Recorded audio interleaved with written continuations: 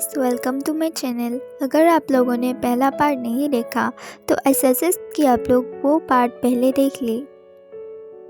सुन्नी की माँ को अपनी दोनों बेटियों की पढ़ाई का खर्च उठाने में बहुत दिक्कत हो रहा था।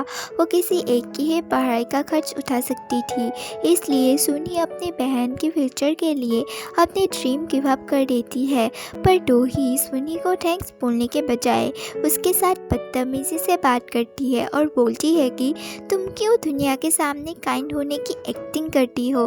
तुम्हारी ये काइंडनेस की एक्टिंग देखकर मुझे डैड की याद आती है और मैं तुमसे और डैड दोनों से बहुत नफरत करती हूँ। डोही के इतने बुरे बर्ताव के बाद भी सुन्नी उसकी बातों का बुरा नहीं मानती।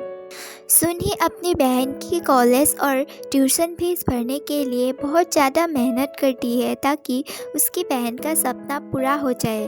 पर वो सेल्फिश डोही सुन्नी के दिए हुए पैसों को एक्सेप्ट तो करती है पर उससे बात नहीं करती। कुछ महीनों के बाद डोही का एक बहुत बड़े कंपनी डोंगहाई एयरलाइंस में फ़्लाइट अटेंडेंट की नौकरी लग जाती है। डोही की कामयाबी देखकर सुन्नी और उसकी माँ बहुत खुश होती है, पर उनकी खुशी ज़्यादा दिनों तक नहीं चलती क्योंकि नौकरी मिलने के कुछ दिन बाद ही वो सेल्फिश डोही सुन्नी और अपनी माँ को छोड़कर एक बड़े अपार्टमेंट में रहने चली जाती है।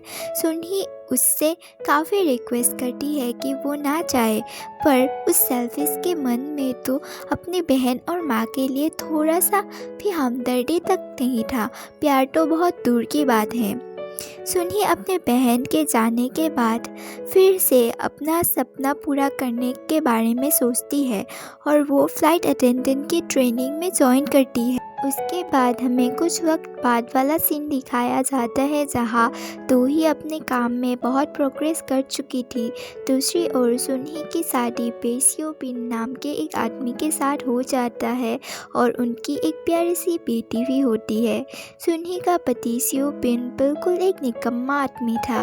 वो दिन भर कुछ भी काम नहीं करता था और सिर्फ सोशल मीडिया पर लगा रहता था। घर का सारा खर्चा और काम सुन्नी करती थी। सुन्नी की सास एक बहुत लालची किस्म की इंसान थी। वो सुन्नी को हमेशा डांटती रहती थी और ये एहसास दिलाती थी कि उसके बेटे ने सुन्नी जैसी लड़की के साथ शादी करके उस पर बहुत ज़्यादा एहसान किया है।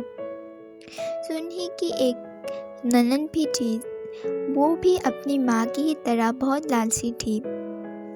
नेक्स्ट सीन में हमें कुछ वक्त बाद वाला सीन दिखाया जाता है जहाँ डोही को बेस्ट फ्लाइट अटेंडेंट और हमारे ड्रामा के मेन लीड जिनका नाम है सोंग यो जिन, उन्हें बेस्ट पायलट का अवार्ड मिलता है। हमारे ड्रामा के मेन लीड वो जिन डोंगहाई एयरलाइंस के सिर्फ पायलट है। वो एक ब्रह्मचारी किस्म के आदमी थे। उन्होंने अपने जीवन में हमेशा सिंगल रहने की कसम खाई थी। अवार्ड शो में डोही और वोजिन को एक साथ कैटवॉक करने को कहा जाता है, पर हमारे ब्रह्मचारी वोजिन डोही को हाथ तक नहीं लगाता, पर डोही वोजिन पर इंटरेस्ट ले रही थी।